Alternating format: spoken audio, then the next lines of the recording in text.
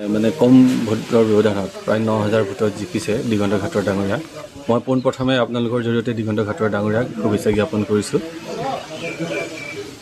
আৰু গৌৰৱ গগৈ নেতৃত্বত যি বিহালী সমষ্টিত উপ নিৰ্বাচন হৈছিলে, তেখেতৰ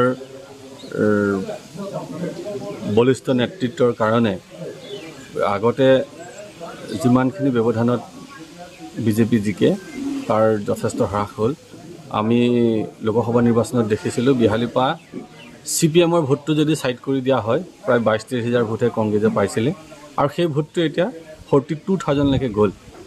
গতিকে এয়া নিশ্চয় গৌৰৱ গগৈ ডাঙৰীয়াক বিহালীবাসী ৰাইজে ভাল পোৱা এটা উকমুকনি। গতিকে এই নিৰ্বাচন যদি সাধাৰণ নিৰ্বাচন হোৱা হ'লে নিশ্চয় জাতীয় কংগ্ৰেছ দল জিকিলেহেঁতেন। এইটো যিহেতু উপ নিৰ্বাচন, বহুকেইজন মন্ত্ৰী বিধায়ক আহি এই সমষ্টিত আছিলেহি, মুখ্যমন্ত্ৰী আহিছিলে, প্ৰাক্তন মুখ্যমন্ত্ৰী আহিছিলে, সেই সকলোখিনি চাইহে তেখেতসকলে ৯,০০০ অৰ্থাৎ আৰু ৫,০০০ ভোট আমি পোৱা হ'লে হয়তো তেখেতসকলে হাৰিলেহেঁতেন।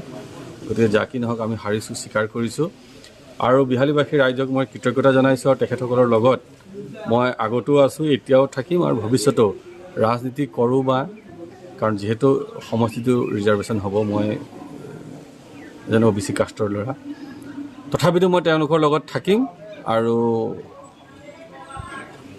অহা ইলেকশ্যনত ভাৰতীয় জাতীয় কংগ্ৰেছক আমি বিপুল ভোটত জয়যুক্ত কৰাম। ভৱিষ্যতৰ পৰিকল্পনা কি আপোনাৰ? ভৱিষ্যতৰ পৰিকল্পনা ৰাজনীতি কৰি যাম আৰু ৰাইজৰ সেৱা কৰি যাম।